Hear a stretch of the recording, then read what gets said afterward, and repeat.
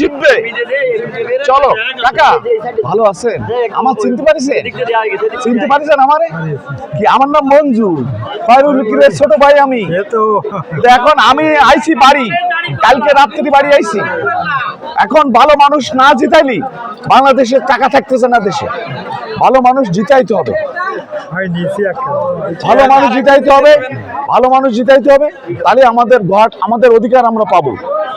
ভোটের সময় মানুষ আসে, কোটি কোটি টাকা নিয়ে আসে, বিভিন্ন ভবন মালিক এইটা ওইটা নানান কিছু চাঁদাবাজি বাটপারি সবকিছু উচ্ছেদ করতে হইলে ভালো মানুষের ভোট দিতে হবে। তোমার আব্বা জি একটা বড়ি কিনতে তো আমার অবশ্যই অবশ্যই অবশ্যই অবশ্যই আমরা ওষুধ খেয়ে বড় হয়েছি, আপনার হাতের ওষুধ খেয়ে আমরা বড় হয়েছি।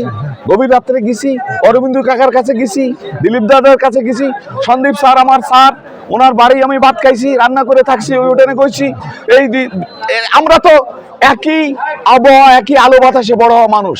তাহলে আমাকে সবাই এই ভালো মানুষটাকে আমাদের বেছে নিতে হবে।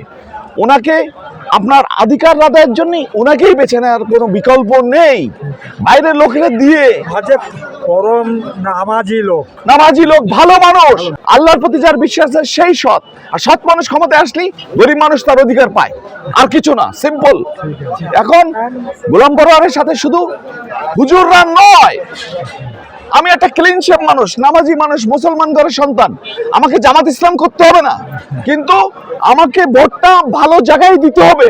আর জামাত ইসলামী যদি ভালো দল হয়, কেন নয় জামাত ইসলাম।